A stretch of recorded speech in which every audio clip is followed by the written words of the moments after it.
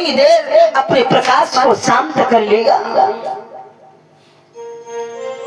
पार्वती कहने लगी स्वामी फिर भी आज हमें लगता है कि आज आपकी चोरी अवश्य पकड़ी जाएगी, और अगर रात में पकड़े गए तो बड़ी हंसी हो जाएगी, क्योंकि केवल वृंदावन की गोपियां ही नहीं, देवलोक की बड़ी देवियां भी है।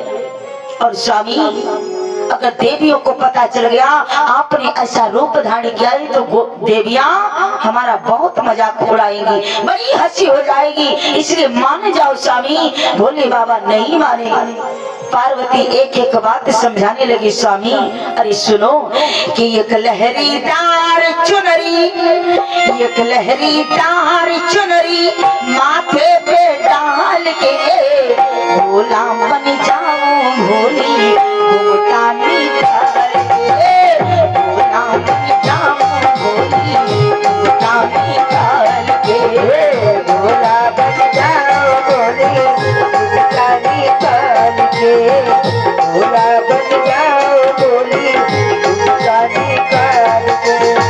एक लहरीदार चुनरी माथे पे डाल के, एक लहरीदार चुनरी माथे पे डाल के, भोला बन जाओ भोली घूमता निकाल के, भोला बन जाओ भोली घूमता निकाल के, भोला बन जाओ भोली घूमता निकाल के।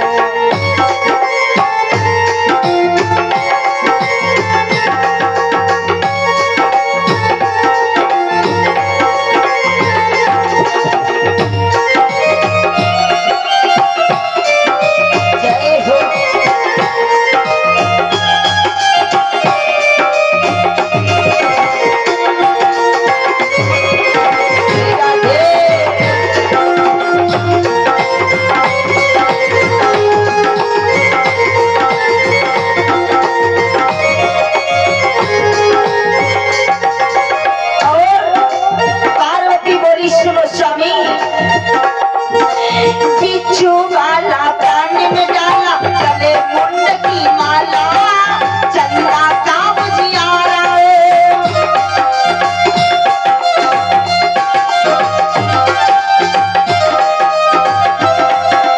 बिच्छू वाला कान में डाला गले मुंड की माला, चंदा का बुझियारा जहरीला है कंठनीला नाग है काला काला, और इन सबको रखना पिया, इन सबको रखना पिया, कोच में संभाल गए, भोला बन जाओ भोले घूमता निकाल के, भोला बन जाओ भोले घूमता निकाल के, भोला बन जाओ भोले घूमता निकाल के।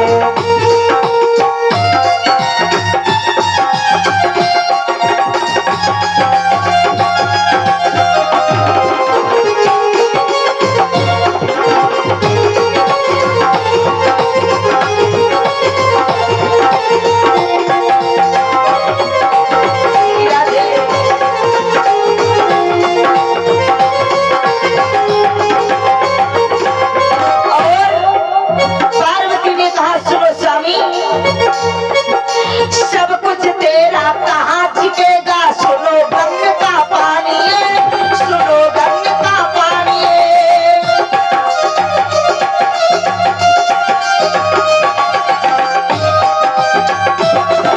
सब कुछ तेरा कहाँ छिपेगा, सुनो गंग का पानी है, सुनो गंग का पानी है। मर्दानी आवाज दिया कैसे करो जनानी जनानी, पकड़े न जाओ कहीं, पकड़े न जाओ कहीं, मर्दानी चाल में भोला बन जाओ भोली घूमता निकाल के, भोला बन जाओ भोली।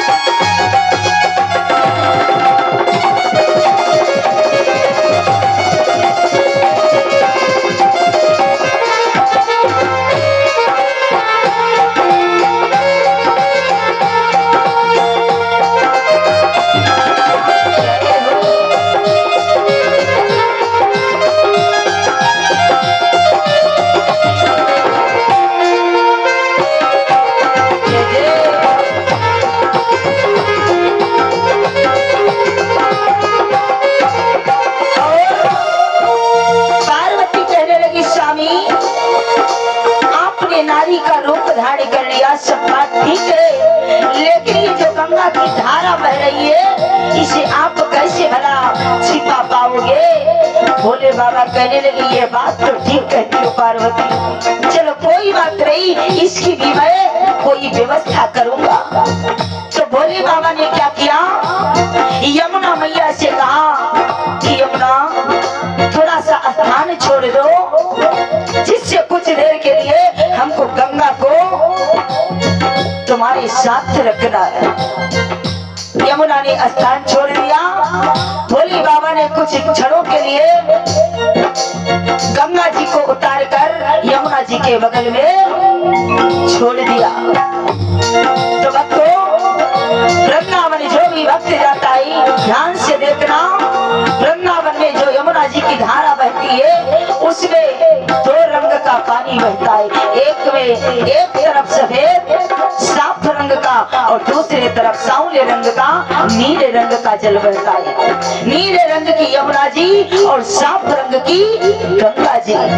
और भक्तों, पार्वती कहने लगी स्वामी चलो ठीक है ये बात तो हम मान गए, लेकिन जब आप हमारे साथ रास्ते में चलोगी, आप चलोगे तो ये आपकी ये जो मर्दानी आवाज है इसको जनानी में कैसे बदलोगे, क्योंकि वो कन्हैया आपसे कोई ना कोई बात जरूर करेगा। पार्वती कहने लगी, भोले बाबा कहने लगे पार्वती कोई बहाना कर लेना, ये कह देना कि ये हमारी पड़ोसन है, ये पहली बार घर से बाहर निकली है, किसी पराई पुरुष से ये बात नहीं करती है, बहुत शर्माती है। पार्वती मुस्कुराने लगी, बोली प्रभु यदि कन्हैया नहीं माने तो? भोले बाबा कहने लगे तो कुछ कह देना। पार्वती बोली क्या? तो भोले बाबा कहने लगे जब कुछ समझ में नहीं आया तो भोले बाबा कहने लगे तो कह देना ये बोल नहीं पाती है बल्कि ये गूंगी है, बस कन्हैया मुझसे बात ही नहीं करेगा। पार्वती बोली ठीक है स्वामी, लेकिन ये जो लंबा सा घूंघट मार करके आप चलोगे वो कन्हैया आपको घूंघट में जानी नहीं देगा, आपको घूंघट तो उठाना ही पड़ेगा, और जब घूंघट उठाएंगे कन्हैया तो कन्हैया अवश्य आपको पहचान जाएंगे स्वामी। भोले बाबा कहने लगे मैं घूंघट को उठाऊंगा ही नहीं। तो भोले बाबा पार्वती कहने लगी तो फिर आप रास्ते में नहीं जा पाओगे, दूर से ही खड़े रहना पड़ेगा। भोले बाबा कहने लगे पार्वती कोई उपाय कर लेना, हमारी जितना समझ में था हमने बता दिया। पार्वती कहने लगी ये घूंघट का उपाय हम कैसे करें? भोले बाबा कहने लगे तो कह देना कि ये किसी के सामने अपना चेहरा नहीं खोलती है। पार्वती कहने लगी फिर भी अगर नहीं माने कन्हैया तो? भोले बाबा कहने लगे तो कह देना ये भी बहुत बड़ी कमी है इनमें। पार्वती कहने लगी कैसी कमी? आखिर कुछ तो बताना पड़ेगा। तो भोले बाबा कहने लगे कह देना एक तो ये बेचारी पहली बार घर से बाहर आई, हमारी पड़ोस है, और दूसरे ये किसी से बात नहीं करती है बल्कि ये गूंगी है, और तीसरी बात कह देना ये घूंघट नहीं उठा सकती, ये मजबूर है। पार्वती कहने लगी कैसी मजबूरी? भोले बाबा कहने लगे कन्हैया से बता देना कि ये घूंघट इसलिए नहीं किसी के सामने उठाती है क्योंकि ये एक आंख की ये काली है, और जब इतना कह दोगे तो कन्हैया हमारा पीछा करना बंद कर देगा। पार्वती बोली चलो ठीक है, लेकर के भोले बाबा को चल पड़ी, पहुंच गई वृंदावन। और जैसे ही भगवान श्री कृष्ण ने दूर से आते हुए पार्वती को देखा और पार्वती के साथ दूसरी गुजरिया को जब देखा, भगवान श्री कृष्ण समझ गए कि आज औघड़दानी भोलेनाथ भी आ चुके हैं। लेकिन इस राज को, इस भेद को भगवान श्री कृष्ण ने अपने मन में छिपा करके रखा। जैसे भोले बाबा ने अपने भेष को छिपाया है, वैसे भगवान श्री कृष्ण ने भी अपने इस भेद को छिपा करके रखा, क्योंकि वो अंतर्यामी को तुरंत पहचान लिया और राज से बाहर और पार्वती को रोक लिया। बोले पार्वती, अरे आज ये तुम्हारे साथ में ये दूसरी गुजरिया कौन है?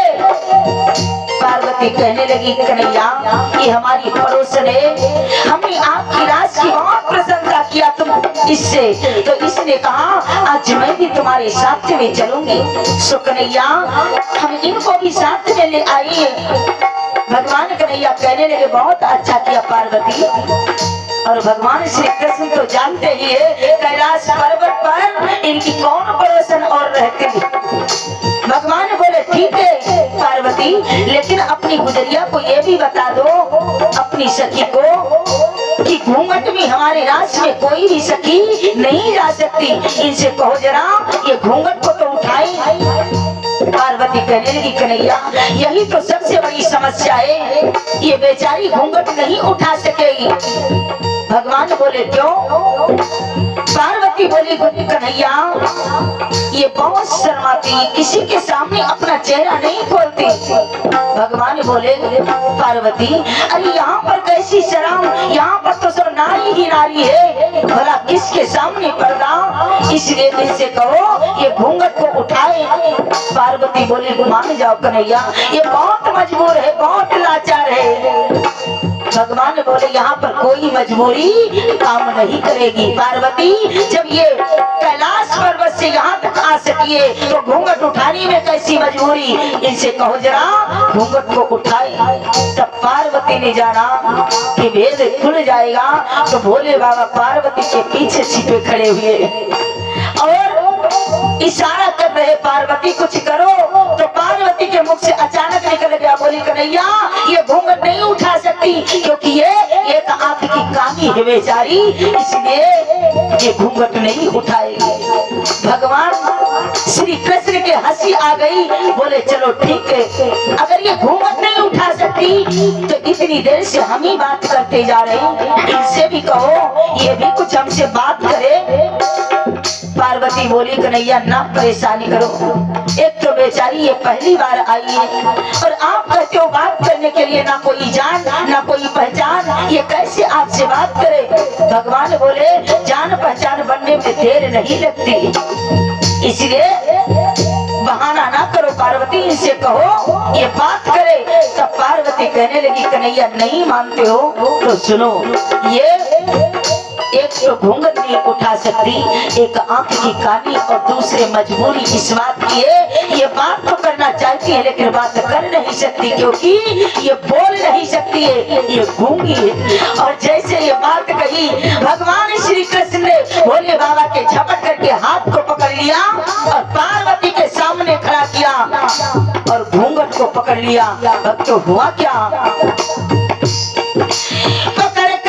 लीन कृष्ण जी तब का नाम सिखाए, तब का नाम सिखाए।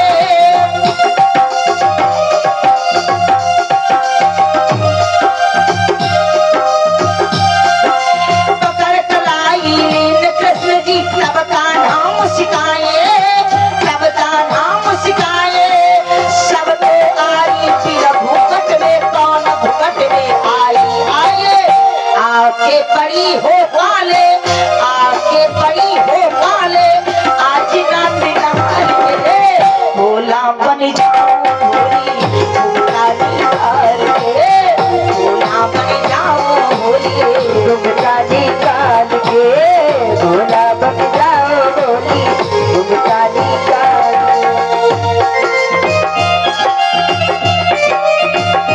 और अच्छे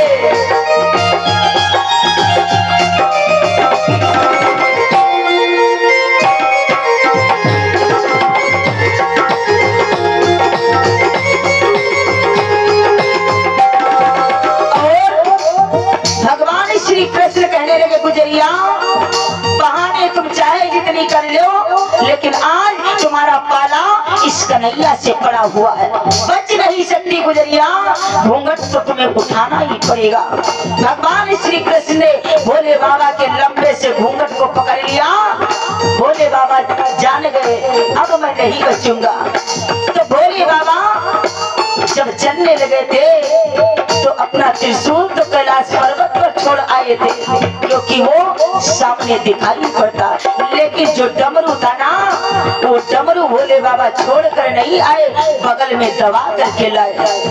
और किया क्या, उलट दिया जब पट घूंघट का, तब भोले मुस्काए, तब भोले मुस्काए।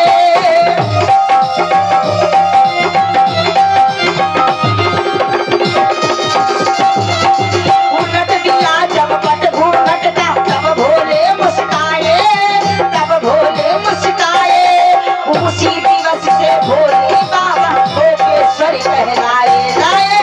गाती अनीता है ये, गाती अनीता है ये, शब्द संभाल के भोला मन क्या मोरी, भोला मन क्या भोला मन क्या मोरी, भोला मन क्या।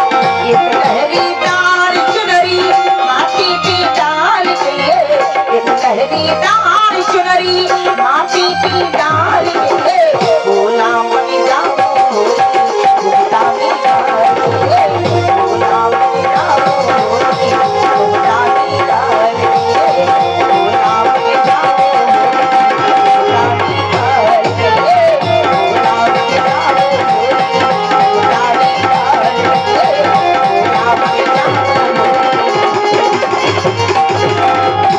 बोली सच्चिदानंद भगवान की जय हो, बोली सतगुरुदेव भगवान की जय।